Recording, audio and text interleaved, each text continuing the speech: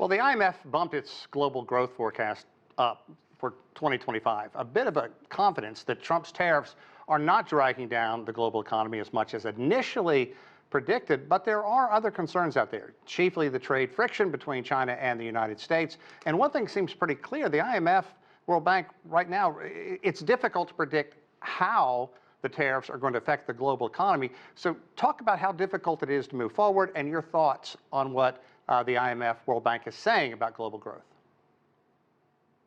Well, the IMF latest report is actually quite interesting because, in a sense, that it improved the forecast, for 2025 to 3.2% as perspective for global growth this year. It also has reduced somewhat its perspective for next year. And the way that you have to look at this is to understand that in the light of the increased tariffs by the Trump administration, a lot of the exports or purchases from different partners globally have tried to preempt those increased tariffs and increased stocks before those were implemented.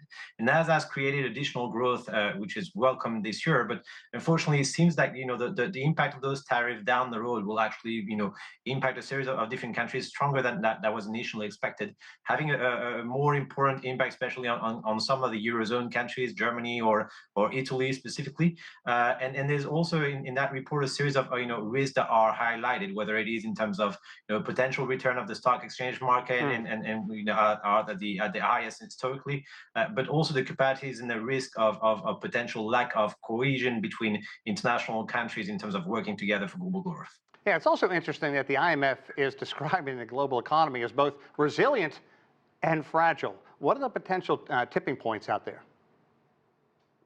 Yeah, I mean, it's very true. It's very much what we've seen also with the impact of the Brexit on the British economy down the road. The increase of fears of the very short-term impact was probably overstated at the expense of the vision towards long-term. When you have such a disruption in terms of international trade as the increase of tariffs globally, the impact is seen usually in the longer run. So that's why the IMF is strengthening and outlining the resilience in the short term of the economies, the capacity of several actors to continue their consumption despite some deteriorated terms of trade.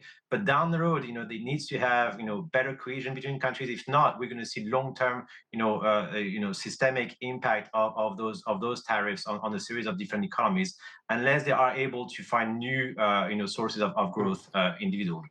And you talked about the markets briefly a short while ago, and this report also talks about tightening financial conditions, elevated valuations, and leveraged institutions. It is not a great equation if one is looking for stability. Break this down for us. What does it mean, and what do you believe are the weakest links out there right now?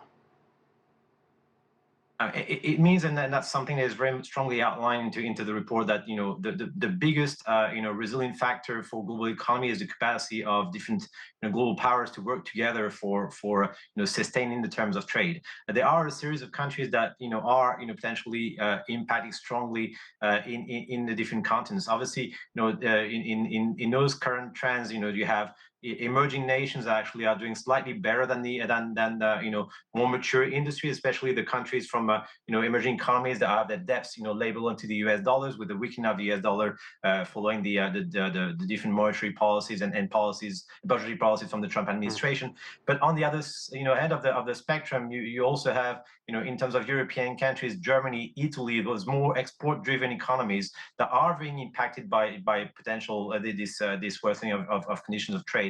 Especially Germany, that we're looking at 0.2% of growth for 2025. Right. Italy 0.5%. We're very below the average global average of 3.2%. Yeah, and I think the ripple effect has a potential to hit so many nations if calmer heads do not prevail.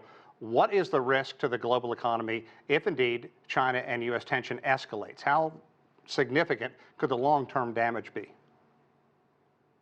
Well, that's what is completely underlined into the report also, the risk in 2026, by a series of different factors, the risk on the real estate market in China, potential over-evaluations of new technology values on the American stock exchange that actually could potentially be turned towards or very vulnerable to a potential stock exchange crisis down the road if inflation ramps up, and if you see a series of factors that would actually pull the economies of the American consumers away from stock exchange. So there's a series of different factors that would actually potentially worsen the global situation. You do also have some economies that actually are showing some strong resilience. Spain specifically, 2.9% in Europe, has continued being the driver of European economies. Others, such as China, as you were mentioning, has 4.8%, and emerging markets, as I was mentioning, are also pulling forward, especially in conditions where you still have very interesting commodity prices, especially in minerals such as copper, zinc, and others that have been driven forward the economies of emerging markets.